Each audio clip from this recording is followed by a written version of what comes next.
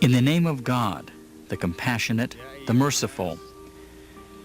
O mankind, we have created you, male and female, and made you into races and tribes, that you may know one another. Surely the noblest among you, in the sight of God, is the most God-fearing of you. God is all-knowing, all-aware.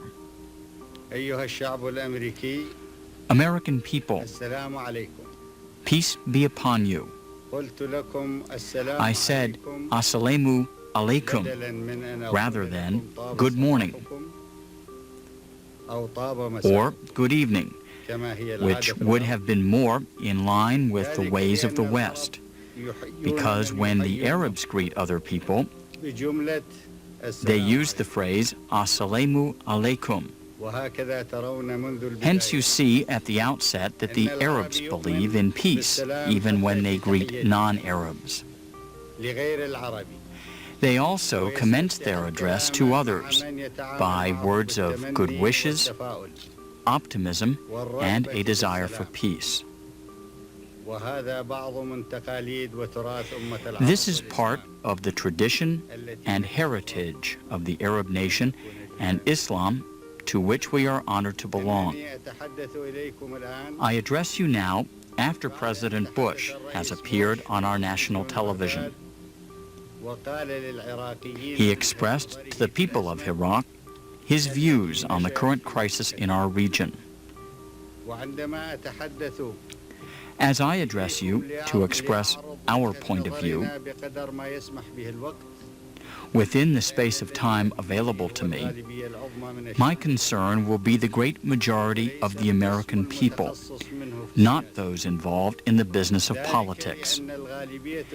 It is the great majority of the people that constitutes the essence of any legitimate human issue in accordance with the concept of democracy.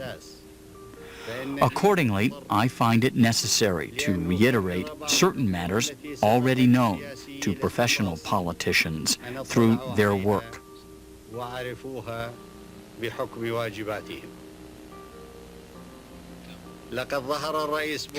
President Bush has already appeared on Iraqi national television and presented his views in full after he voiced his desire to do so on August 30th, 1990, along with his displeasure at the appearance of Saddam Hussein on U.S. television. Once we had known of President Bush's desire, and out of respect for American and Western public opinion in general, we welcomed the idea through our Minister of Information. Now that President Bush has expressed his viewpoint, I should like to present to you some important views held by our country and by our nation. President Bush has said to the people of Iraq that the U.S. administration had no quarrel with them. In proof of this, he said, the administration had allowed the Iraqis to purchase some of the goods they needed, particularly grains, from the U.S. market. He also said that the U.S. administration had also helped bring about the ceasefire in the Iraq-Iran war. The U.S. president did not hit the truth when he said the U.S. administration had no quarrel with the people of Iraq. We have evidence that President Bush was himself involved in the 1986 Iran-gate or Iran-Contra conspiracy against Iraq when he was Reagan's vice president. This is a well-known fact, documented in the dossier of the case. We received an apology from President Reagan over that affair, which he described as a mistake, not to be repeated. We accepted the apology, which was conveyed to us through the U.S. Assistant Secretary of State, Mr. Richard Murphy, on May 11, 1987.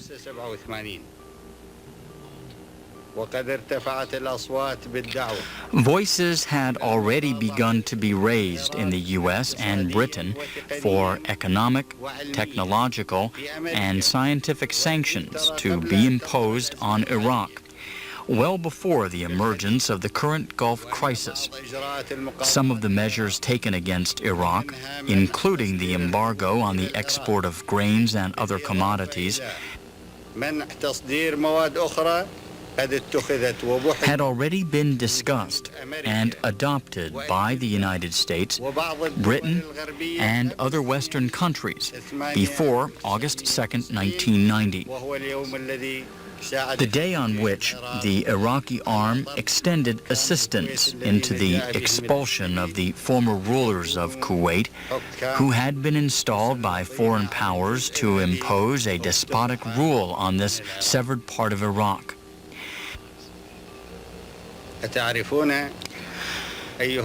Do you know, ladies and gentlemen, why the Bush administration and its ally, Mrs. Thatcher, took those measures to boycott Iraq even before the emergence of what has come to be known as the current Gulf crisis?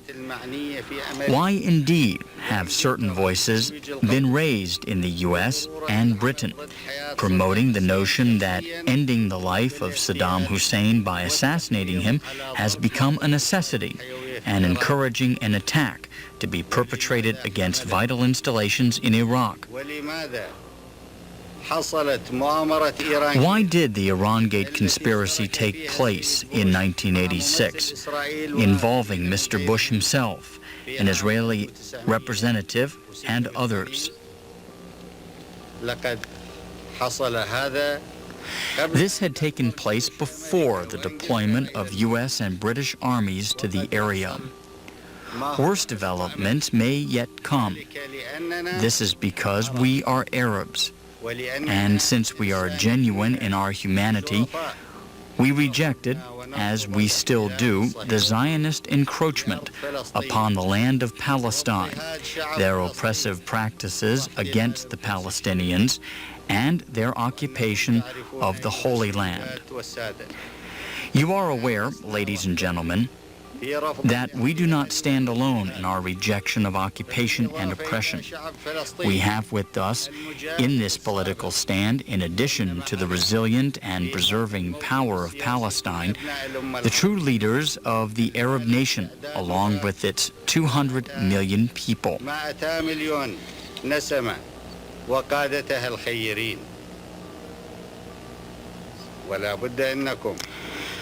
You are also no doubt aware that there are voices demanding an Israeli withdrawal from the Palestinian land, allowing the people of Palestine to exercise their right to a free life in dignity on their own land, on equal footing with all mankind. These voices have been raised in the American society, even amongst professional politicians and in the world at large. Do you know, ladies and gentlemen, how many resolutions have been adopted by the UN Security Council and the General Assembly against the Israeli policies violating the inalienable rights of the Palestinian people and perpetrating Israel's occupation of the lands of Palestine, including Holy Quds and all other Arab lands occupied since 1947?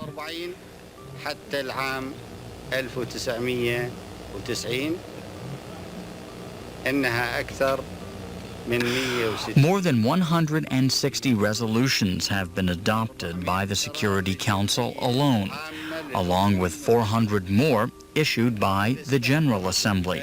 The United States is known to have vetoed more than 80 Security Council resolutions, the majority of which were resolutions on the Palestinian plight. Yet no blockade has ever been imposed against Israel, as it has been imposed against Iraq, under the pretext of implementing the recent resolutions of the Security Council. Not even a milder course of action has been taken, or armies deployed against Israel.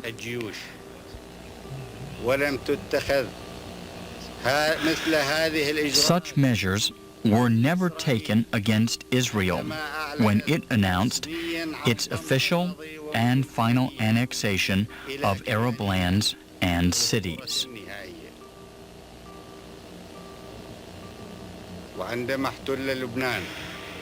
In the aftermath of the occupation of Lebanon by the Syrian regime, which continues to date, no U.S. armies have ever been deployed against that regime, nor have we seen an embargo or a boycott being imposed against the Syrian regime, as we see today against Iraq.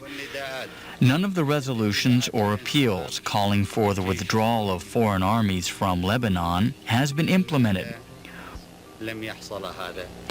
Why has this been the case? We see now U.S. and Western armies deployed to occupy the land of the Arabian Peninsula, which is sacred to Arabs and Muslims alike, in such a harsh, degrading, and arrogant manner as has never been witnessed, except through the story of the attempt made by Abraha the Abyssinian to invade Holy Mecca some 15 centuries ago. The resolutions of the Security Council on the Palestine question have never been implemented, nor have the resolutions and appeals calling for the withdrawal of the Syrian and Israeli forces from Lebanon. Many other resolutions remain, to date, unimplemented. Yet we see how the armies of the United States have been deployed against Iraq, and how the valiant Iraqi people have been denied food and medicine and even their children's milk. This has been imposed through a decision taken exclusively by the United States, contrary to Mr. Bush's claim that those measures were taken by international organizations. The international organizations came indeed later, only to be used as a cover for measures already laid down. The measures taken by the United States and Britain, including their military buildup in the region along with the imposition of the economic embargo and boycott, came well in advance of any official international measures. And then it was the United States and Britain which goaded the international organizations to take those measures. Indeed, the United States and Britain even forced some countries to participate in those measures against their will. Pressure was exerted overtly on Japan, Germany, Italy, and other countries. Pressure, in its open form, could be seen every day by the U.S. citizen on television, or heard or read about through the other information media.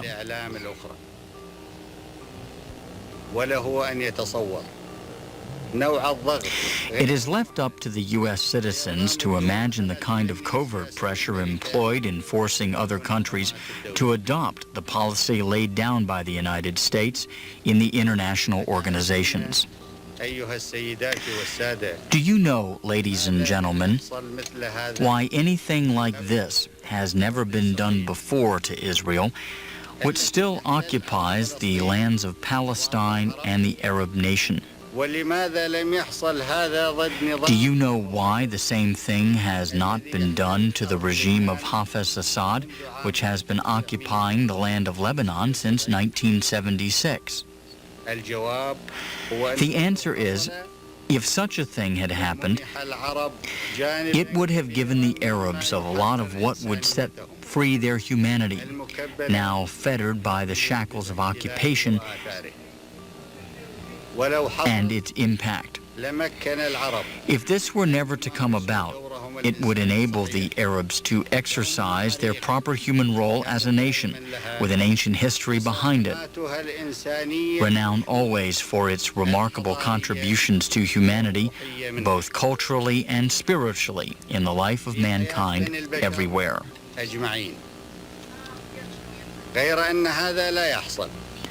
However, nothing of this sort will be allowed to happen because Israel, the Zionist lobby, arms dealers, and politicians awaiting their election opportunities in the U.S. and other Western countries either do not want it or indeed cannot voice out their views.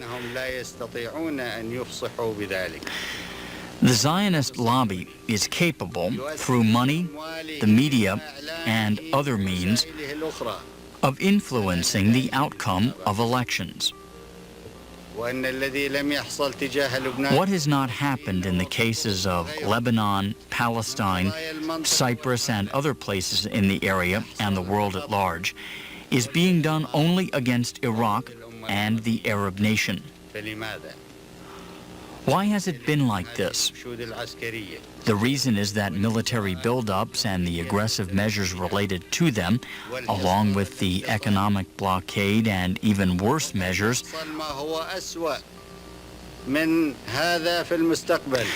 which the days ahead may yet unfold, are all factors undermining the Arab nation. The return of Kuwait to the fold of its motherland, Iraq, from which it was long severed and usurped, like an infant separated from its mother, will further strengthen the Arab nation and Iraq in their endeavor to reassert their role on the human and pan-Arab levels.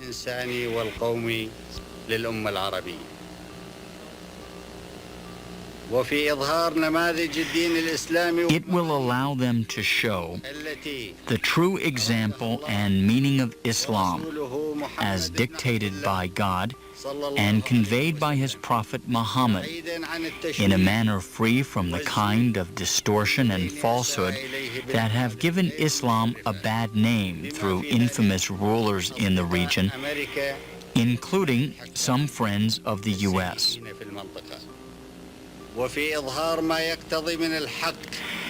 It will also throw light on the necessary right of humanity to equal rights and duties, on equal footing with all mankind, regardless of color, race, and nationality.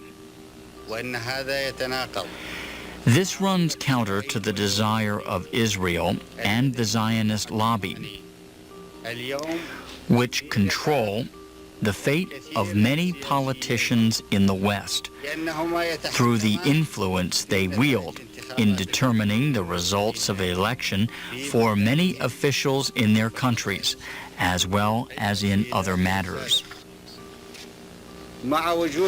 Ladies and gentlemen, although I am deeply unwilling to burden you with details, I find it imperative, in respect of the fact that people should be aware of what is going on around them in life, that I put before you some of the facts which may provide you with the opportunity you need to reach the right judgments and to distinguish the genuine from the dishonest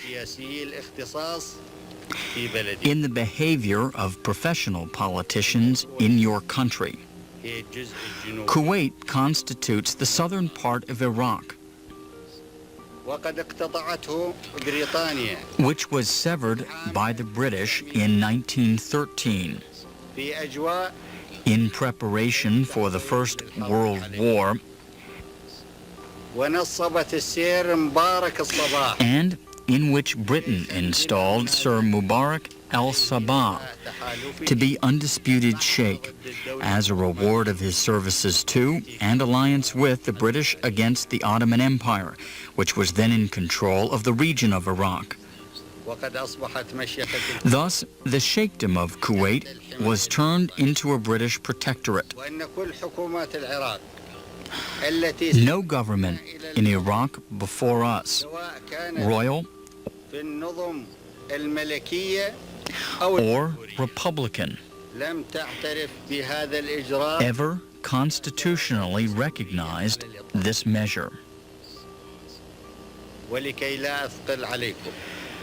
In order not to burden you with excessive details, I shall cite only 3 instances out of a long list, every part of which offers an unequivocal confirmation of this fact. In 1938, the Legislative Council in Kuwait decided on 2 successive occasions that Kuwait should be reunited with Iraq, of which it was an integral part.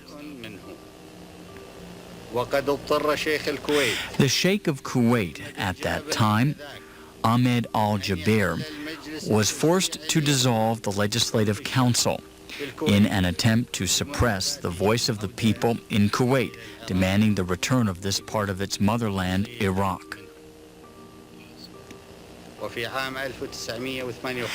1958, Nouri el-Said, then Prime Minister of Iraq, a close friend of Britain and the West,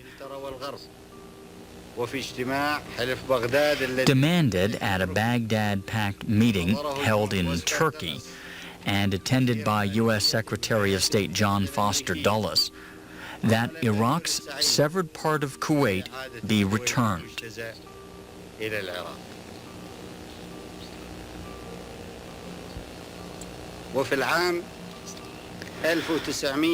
1961, when Britain granted Kuwait independence, Iraq rejected the decision.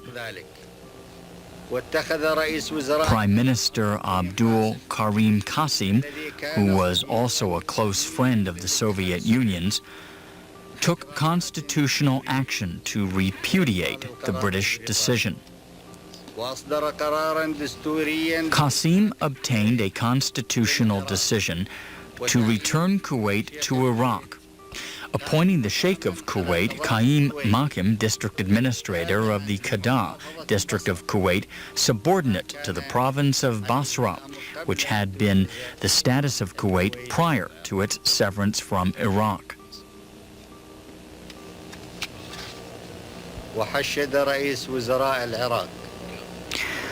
Qasim deployed the Iraqi army to put his constitutional decision into effect.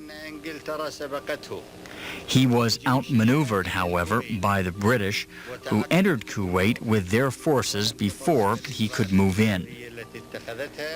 This led to complications which prevented Iraq's 1961 constitutional move to restore Kuwait from being realized.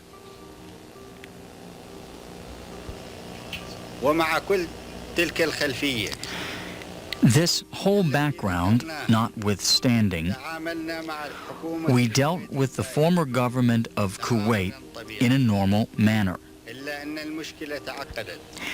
The problem, however, was exacerbated and aggravated when we discovered that the sheikhs of Kuwait had been involved in a conspiracy to debilitate Iraq economically and politically, in order to weaken it militarily and disturb the relationship existing between its people and their leadership.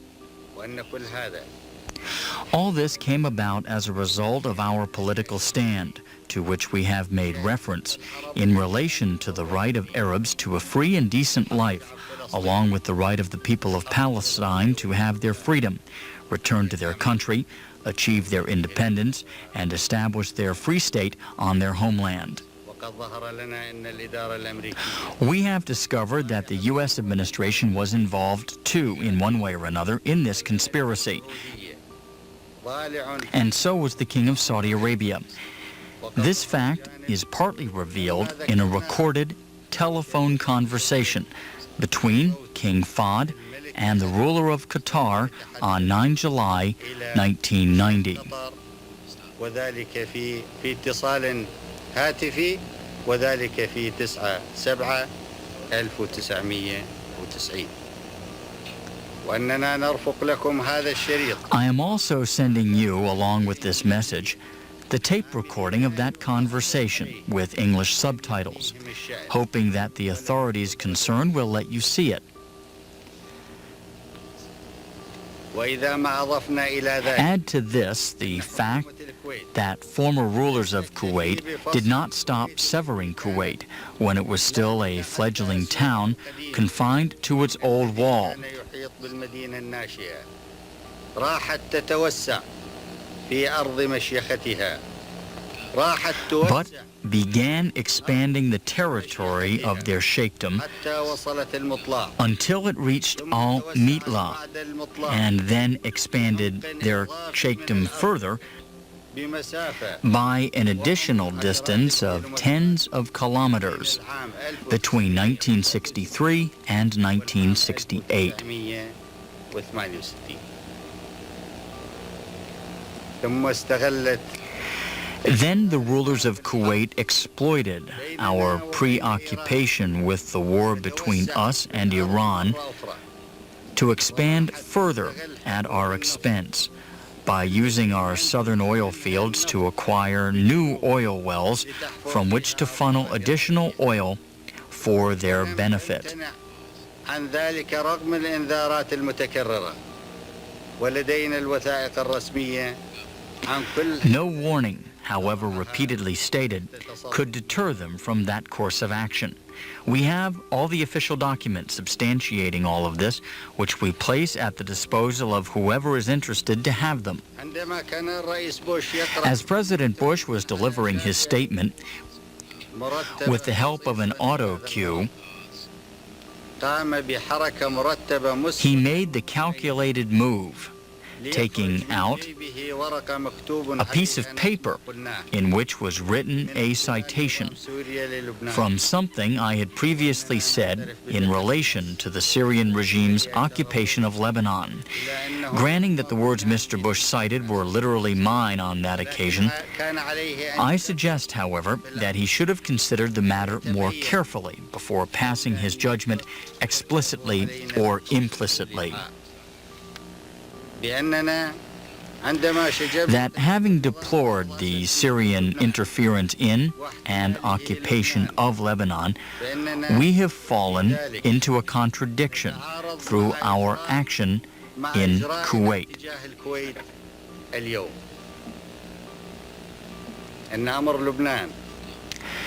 The case of Lebanon is totally different from that of Kuwait, as I have already pointed out, through the facts I have reviewed.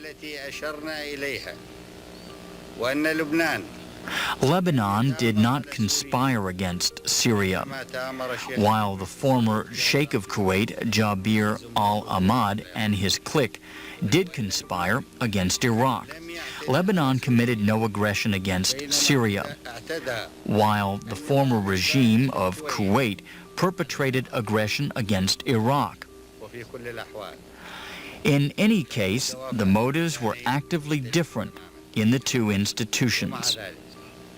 Although Mr. Bush sought, through quoting my words, to underscore a contradiction between what we say and what we do, in a vain attempt to justify the deployment of his armies, it remains a fact that Mr. Bush had failed to oppose the occupation of Lebanon by Syrian regime.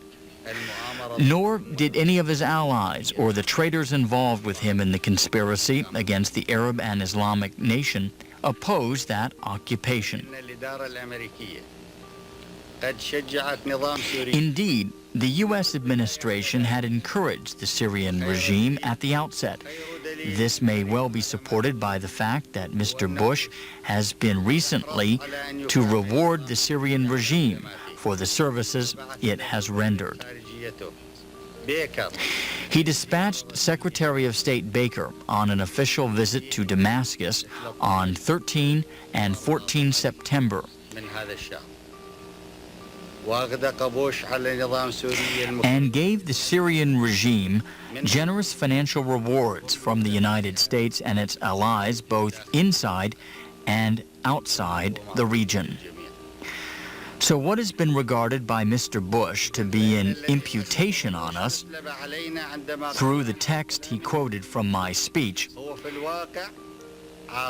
is in fact a shameful imputation on Bush himself and on all those who adopt double standards and conflicting criteria in their thinking and behavior, and in the solutions they seek to impose on issues, be they those of Lebanon, Palestine, or any other part. On top of all this, and in order that you may know the extent of the damage caused by an ancient people through that black conspiracy spearheaded by the rulers of Kuwait against Iraq, let me give you just one example in the financial field through which you can make your own judgments.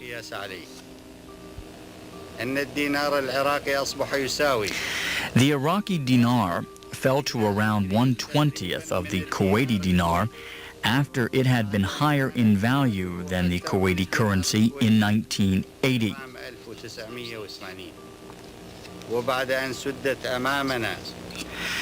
Having seen all doors closed in front of us for a solution that might reassure the Iraqi people about their present and their future, including the failure of the Jeddah negotiations of 31 July 1990, which were conducted with the rulers of Kuwait via a delegation from our side headed by the vice chairman of our Revolution Command Council, and a delegation from their side headed by the Prime Minister of Kuwait. We were left with no other alternative but to take the action we took on 2 August 1990. In order to halt danger, remove a historical injustice, and place Iraq in a position of self-assurance and of capability to serve its nation and humanity at large. Contrary to what President Bush tells you about Iraq having invaded Kuwait, without any Kuwaiti provocation against Iraq,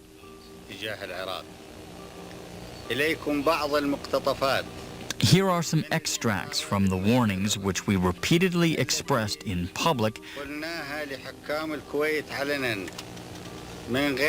to the rulers of Kuwait, but in vain. These are the warnings which we made in public. There were others which remain unpublished. We addressed the rulers of Kuwait in the presence of Arab heads of state during a meeting of the Baghdad Summit Conference on 30 May 1990 by saying,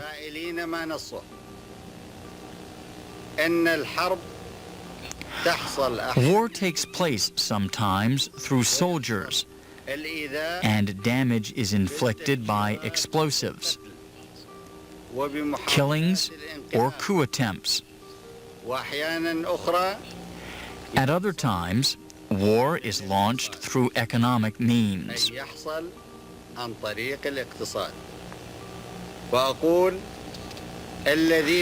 To those who do not mean to wage war against Iraq, I say that this is a kind of war against Iraq. Then I made the following statement on 16 July 1990 in my annual address to the nation celebrating the anniversary of Iraq's National Day, the anniversary of the 17th to 30th July Revolution.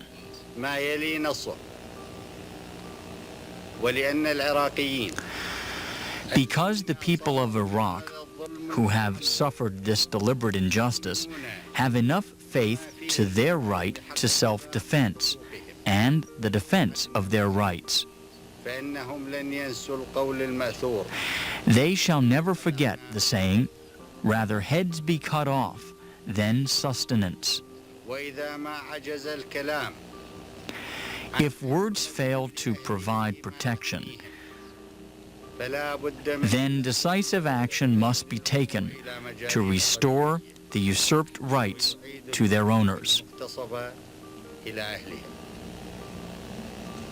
انتهى النص.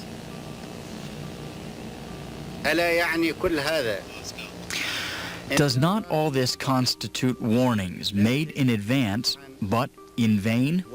وألا يعني هذا استفزازا Was there not a provocation, indeed a flagrant aggression, against Iraq? في كل هذا دليلا لتفهم Is not all this evidence enough for understanding the measures we took on and after 2 August 1990? رئيس بوش يعرف كل هذه الوقائع.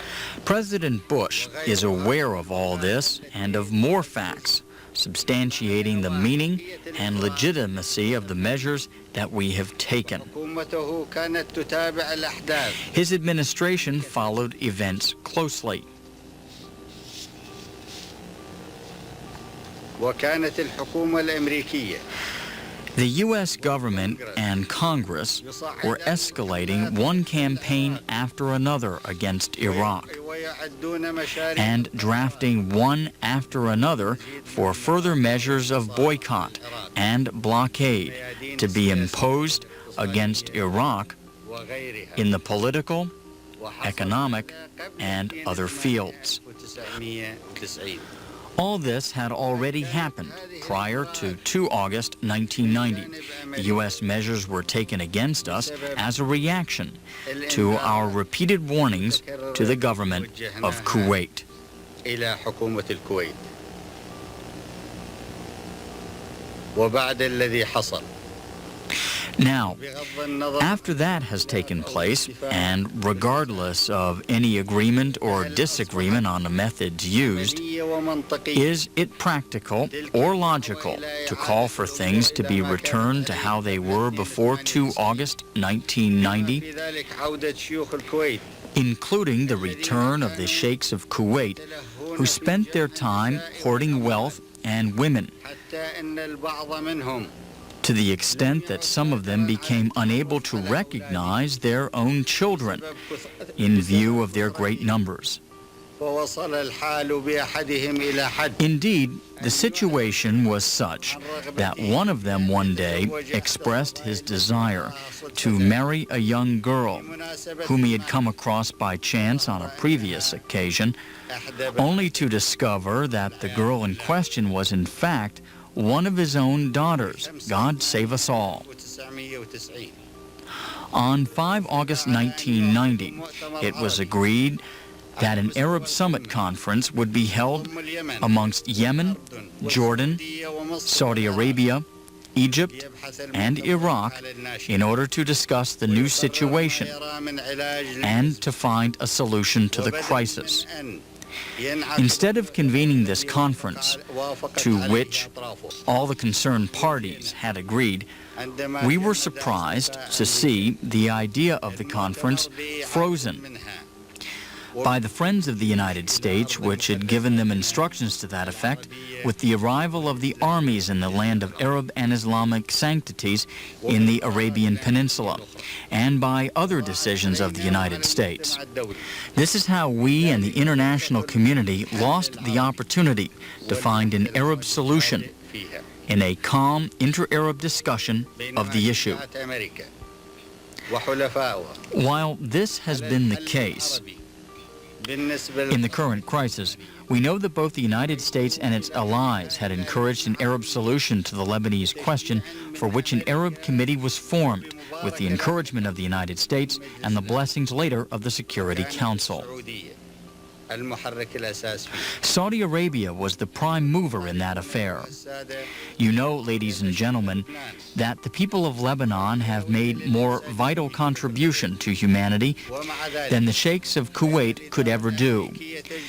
Yet we see the U.S. administration exerting tireless efforts to appease the ruler of Syria who occupies Lebanon. The statements issued in Damascus at the end of Baker's visit on 13 and 14 instant reveal this fact.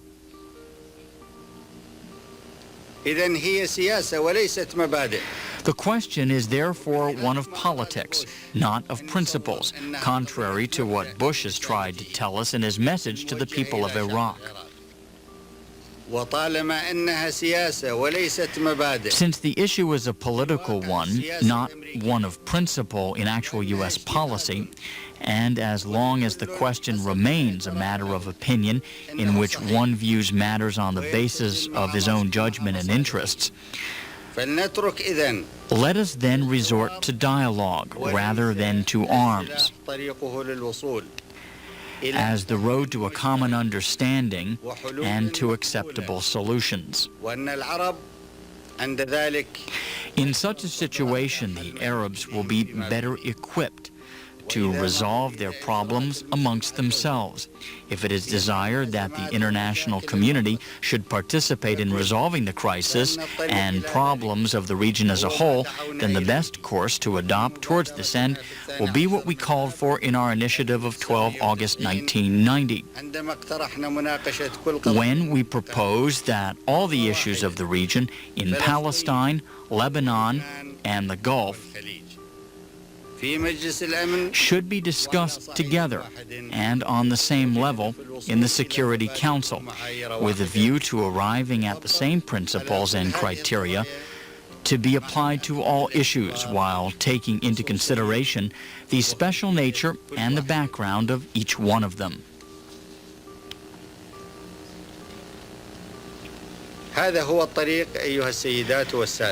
will be the way that can seriously lead to a comprehensive and lasting solution to all problems and crises of the region, in the forefront of which is the Palestinian question, without whose solution the region can never again regain its peace or stability.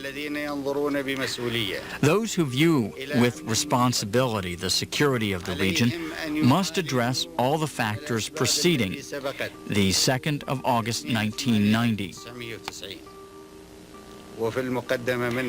beginning with the Palestinian question and the occupation of Lebanon by the Syrian army. They should also view the question of Kuwait with realism and in the light of its historical background as an integral part of Iraq. We have proposed that initiative, which seeks to resolve all outstanding issues in the region in a manner that ensures the achievement of comprehensive and lasting peace and security.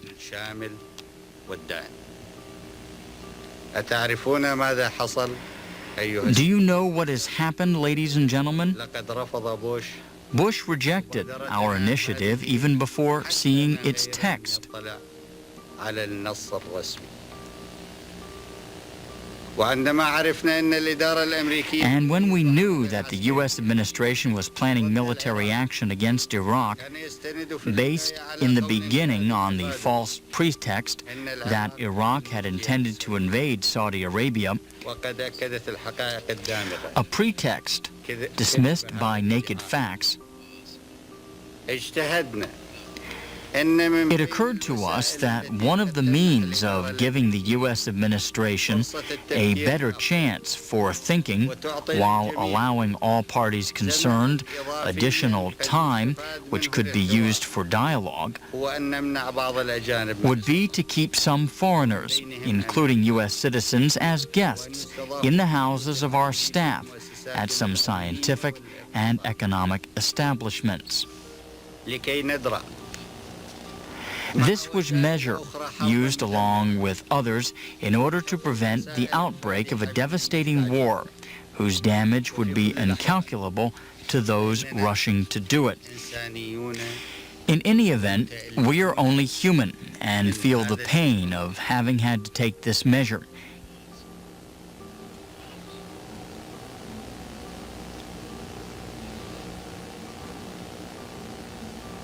In spite of the fact that there are those who keep telling us that the imposition of an economic blockade against Iraq, depriving its people of their food, medicine, and even children's milk, is in itself an act of war, which allows us under international law to detain the subjects of the countries responsible for the blockade. This was what the United States government itself did during the Second World War when it detained even its own citizens of Japanese origin. Yet I still say that we are truly pained by this and wish to see the people of Iraq and its National Assembly given any guarantees or undertakings from the United States of America, pledging its commitments not to launch war or aggression against Iraq. A pledge that would enable us immediately to allow foreigners to leave the country if they so wished. This is what we proposed in our initiative of 19 August 1990, which was again rejected by the U.S. administration immediately and without prior discussion or consideration. I have expressed publicly my desire to enter a TV debate or discussion with Mr. Bush in order to let the world public opinion, including that of the American people, know the facts in detail. But Mr. Bush has turned down this proposal, which is why you find me forced now to burden you with details. A public discussion with Mr. Bush would have generated greater vitality for viewers everywhere and given them a better chance to make their own judgments. In spite of this, however, Mr. Bush has complained to you that he could not predict what Saddam Hussein would do or know how Saddam Hussein would think. I ask you, in God's name, how could Mr. Bush know Saddam Hussein or his comrades in the leadership when Mr. Bush refuses to have a direct discussion with Saddam Hussein or enter into direct debate with him on television? When we invite Mr. Bush to a discussion, we do not mean to beg his or any party's acceptance of the idea. We propose the debate basically out of our respect for world public opinion, including the public opinion of the United States. Our objective in such a debate is only to disclose the lies and false allegations that are being made so that people are better informed of the issue in question and hence better equipped to make their own decisions on the basis of what they see as clear and concrete facts.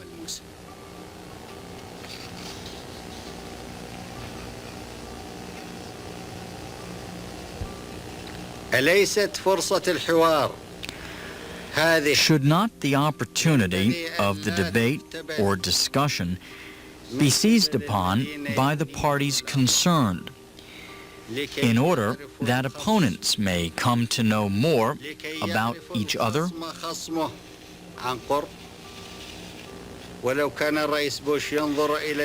If only Mr. Bush had viewed the matter in a truly responsible and serious manner, free from any preconceived objectives, would he still have refused to enter into the proposed TV debate?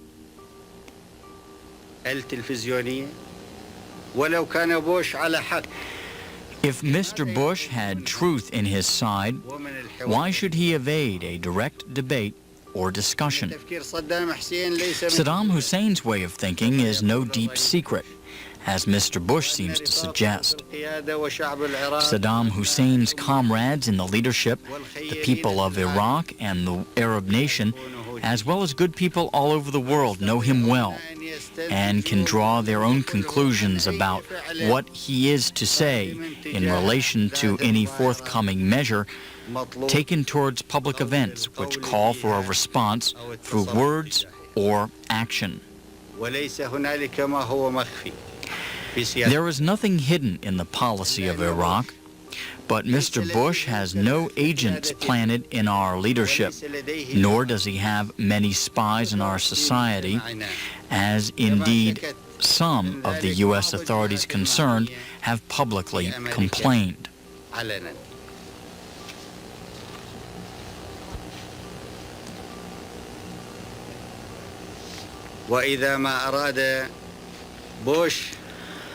If Mr. Bush and other professional politicians in the West wanted to know more about the leadership of Iraq, then we say the following.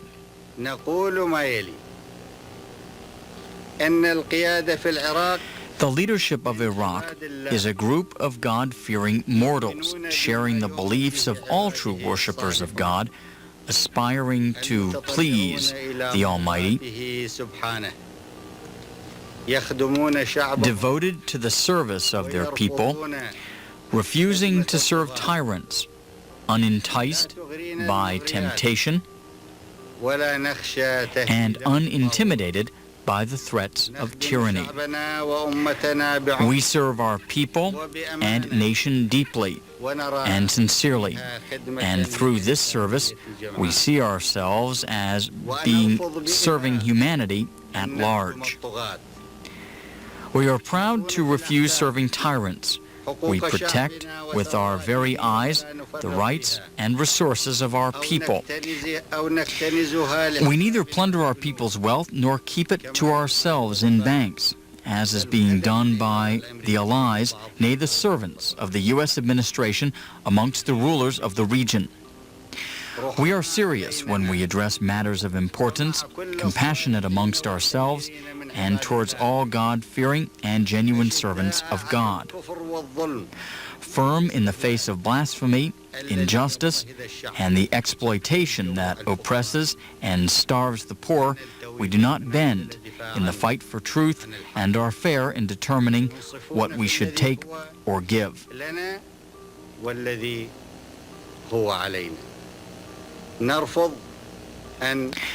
We reject the subjugation of people by any force and call for liberty to be granted to all as commanded by God. Whenever called upon, we remain fighters in the servants of God and truth. Freedom fighters against injustice and its perpetrators, always true to our word. If these signs are sufficient enough for the right conclusions to be made by the U.S. administration or others, then this means that those concerned do not value these qualities or deem them necessary in those whom they regard to be their friends amongst rulers of the region.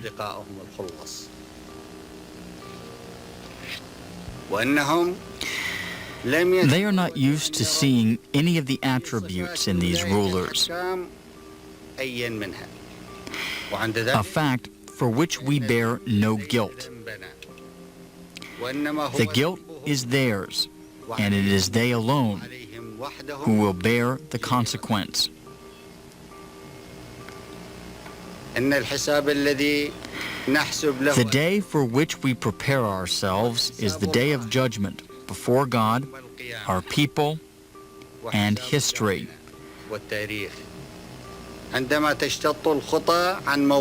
When steps, God forbid, go astray.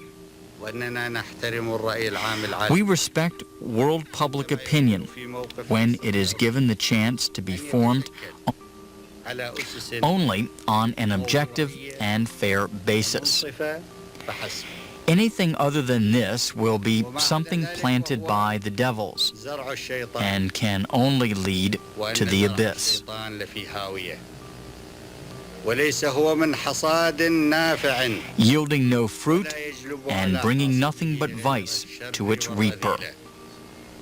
وثقل عذاب الله The impact of God's punishment will be as heavy as the acts of those tempted to go astray.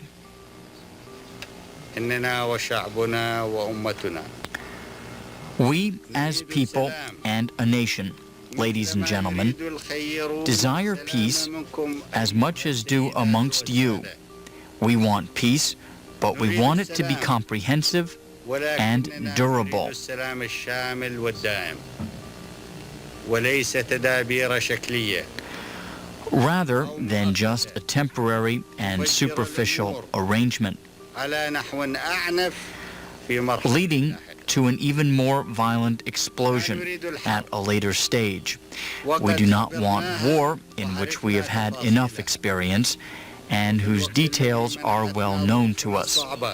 While our difficult circumstances and the war have provided us with the resilience required for the responsibility and the honor of defending our homeland and principles, those same circumstances and the war provided us with ample opportunities to consider deeply and patiently any step which we may take, while holding the responsibility of such a step in honor and firmness. We fear no threats from tyrants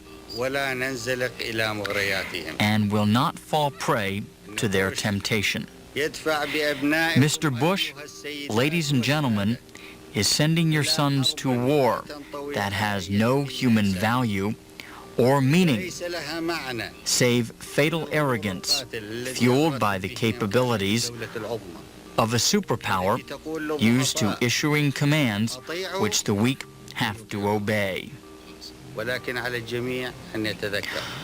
All must remember that God is omnipotent. Mr. Bush wants to bring back the sorrows of the United States and humanity by repeating the Vietnam experience. Only this time, the ordeal will be more violent, demanding greater sacrifices and bigger losses. Bush tells you, ladies and gentlemen, that he and others are capable of inflicting quick strikes against their targets and end the war that way. You should know, however, and here I don't mean to issue a threat, for we threaten no one, but only to describe faithfully how we see things and what our decisions are. You should know that if Mr. Bush decided to start a war, it would be up to him to stop that war. The end of such a war would be very much linked to its impact and to the resolve of the people that has decided to confront tyranny with unyielding strength for as long as this people and its nation remain on the side of truth.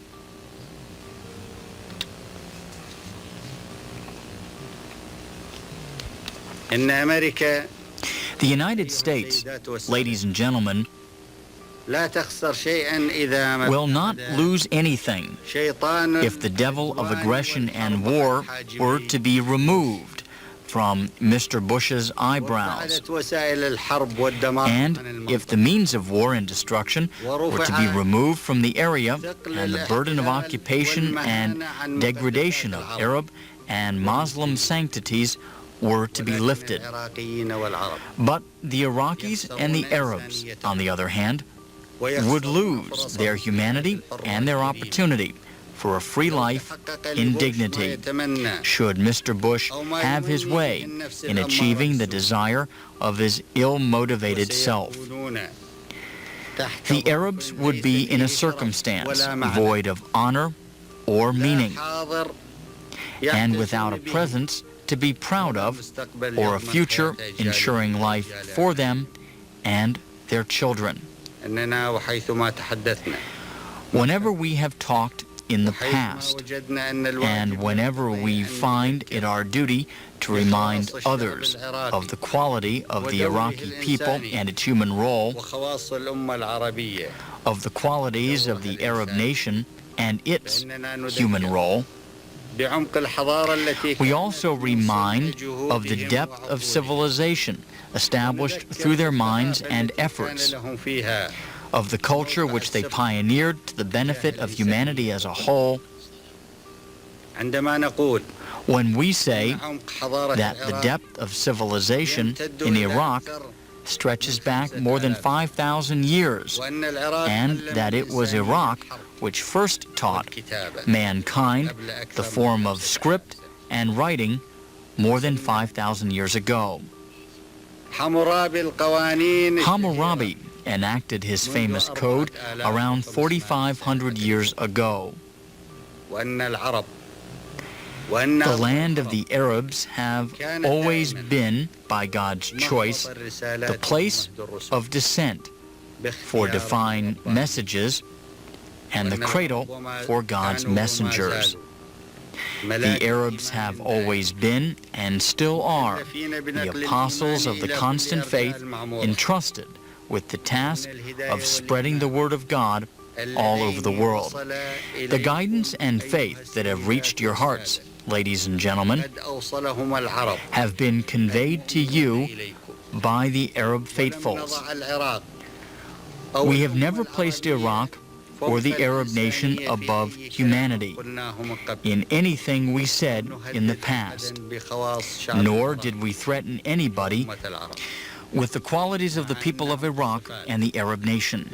Although the depth of the qualities must be linked with the depth of civilization, qualities such as endurance, patience, resilience to adversity, and readiness to fight in defense of the truth. As he addressed his message to the people of Iraq, Mr. Bush wanted to voice a threat when he talked about the qualities of the people of the United States by saying, "As Americans, there is no nation on earth with greater resolve or stronger steadfastness of purpose."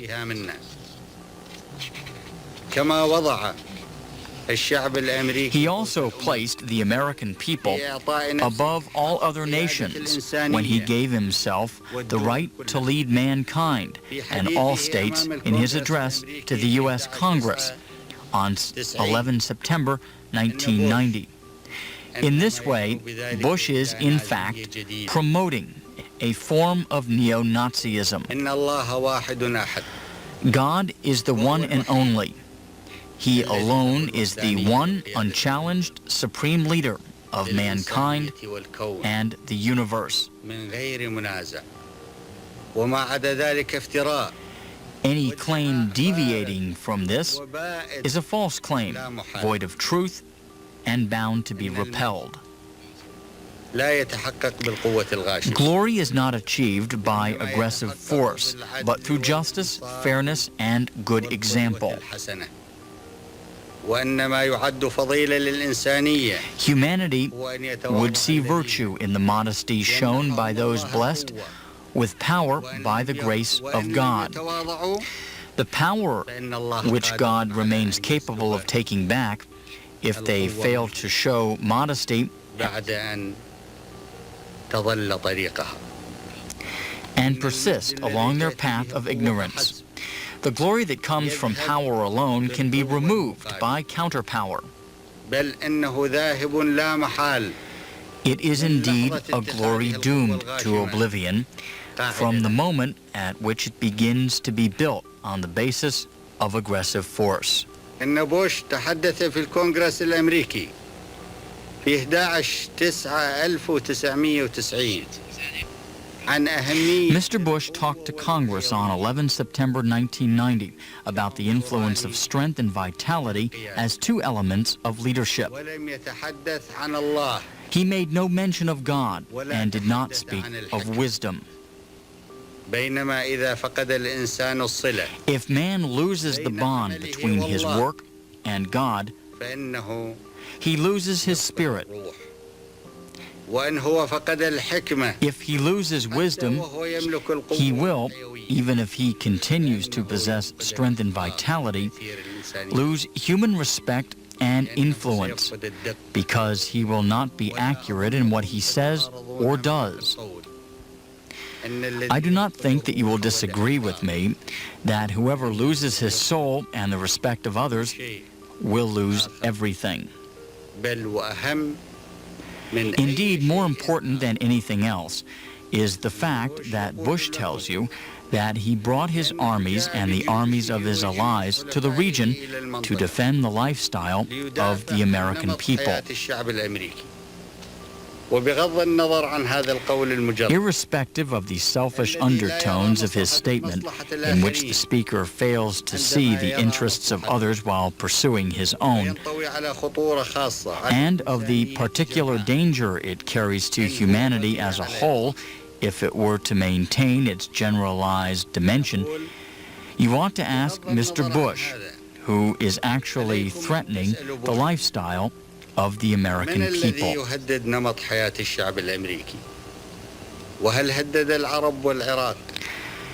the Arabs or Iraqis ever threatened the lifestyle of the American people? He tells you that he came here to the land of our nation to protect oil, and that Iraq should not be allowed to possess 21% of the oil reserves. This makes it incumbent upon you and upon all of us to ask Mr. Bush whether he thinks Iraq intends to sell its oil or to drink it. Iraq sells its oil on the usual market in the West. Iraq sells oil to the United States and to the West in general.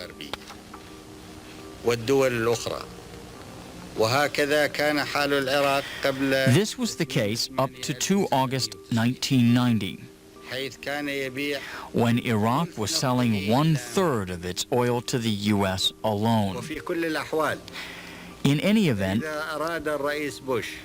if Mr. Bush wanted to issue a new law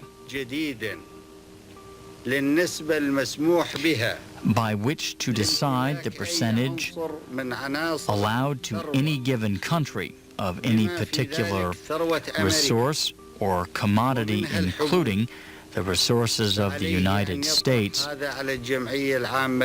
such as grains, then I suggest that Mr. Bush submit a proposal to that effect of the United Nations. It will then be taken to the UN to take a decision which will have to be complied with by all nations and accommodated in the UN Charter. But if Mr. Bush thinks that he can subjugate humanity and interfere in the details of its life and resources, then he is mistaken.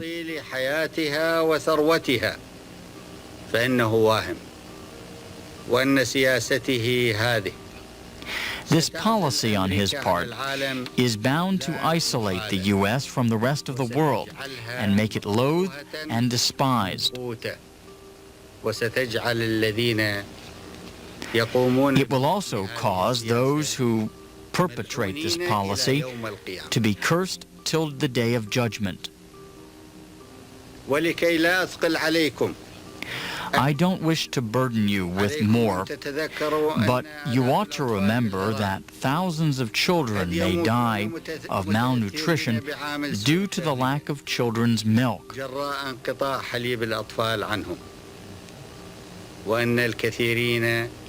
And that the health of many people will deteriorate for lack of adequate food, and their life will be in danger.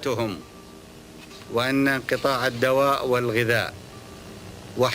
blockade on the supplies of food, children's milk, and medical needs has been a measure initiated by the U.S. and the Bush administration in violation of the UN Charter and of international norms. President Waldheim stated on his visit to Baghdad on 25 August 1990 that such inhuman action cannot be compared in its impact with any other action, regardless of the different descriptions given to it.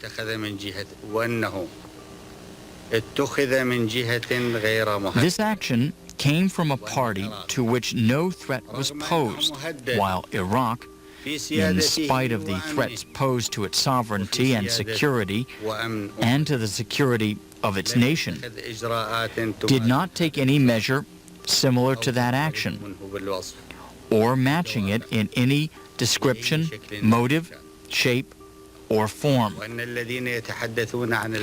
Those who talk about foreigners being prevented from travel ought to remember that the whole people of Iraq is now prevented from travel and confined to its borders. In view of the measures taken against its means of travel, the last of which being the proposal made by certain parties for the imposition of an air blockade against our civil aviation, have you ever known or heard about measures as boorish, inhuman, and unjust as these measures? When Bush is asked why he opposed the unification of Iraq and Kuwait while supporting that of Germany and not objecting to the unity in other parts, he may say to you that he is not against unity, but he opposes annexation by force. Without going into details and arguments, you can inform Bush that the Sheikhs of Kuwait were themselves installed by British force. They did not come to rule through democracy or election. Kuwait had been too severed from Iraq by force, and all the attempts for reunification which I have described and which were made through democratic means, including the 1938 attempts of the Legislative Council in Kuwait, were suppressed. Kuwait, Iraq's severed part, has been used as a base of conspiracy against Iraq instead of being the part that should support it. There was no other alternative better than what was done, ladies and gentlemen, and thank God for what has happened.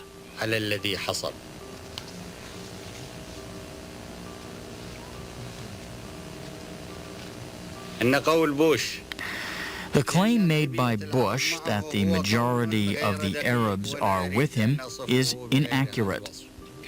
I do not want to describe it in any other terms.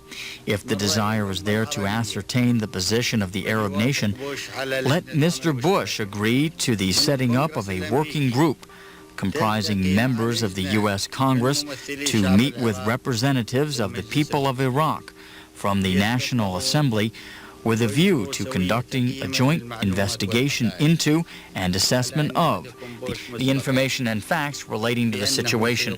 Mr. Bush has to promise the UN in advance, however, that he will let you know the true facts as they are, in which case you will have known for certain that the Arab nation stands entirely with Iraq, and that the people of this nation, along with the Muslims of the world, reject the presence of your armies on the land of Muslim sanctities in the Arabian Peninsula. This nation is on the side of truth, not falsehood, and no one should be deceived by a bunch of mercenaries, weaklings, and traitors trembling within the confines of their hiding places for fear of the people's anger, especially now that they have been isolated from the course of truth pursued by the faithful. The U.S. administration, ladies and gentlemen, is placing you in a critically embarrassing situation. In addition to the fact that it places you, along with us and the whole of mankind, on the edge of a bottomless abyss.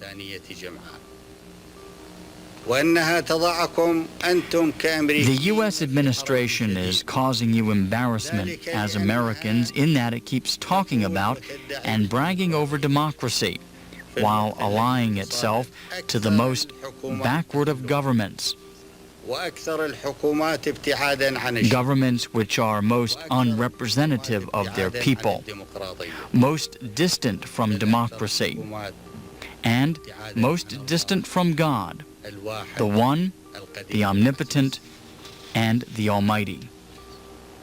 لقد قال الشعب العراقي رأيه.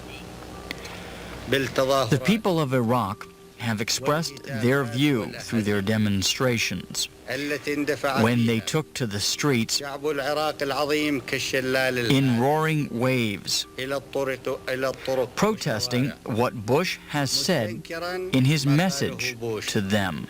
في كلمته بعد أنهى كلامه مباشرة.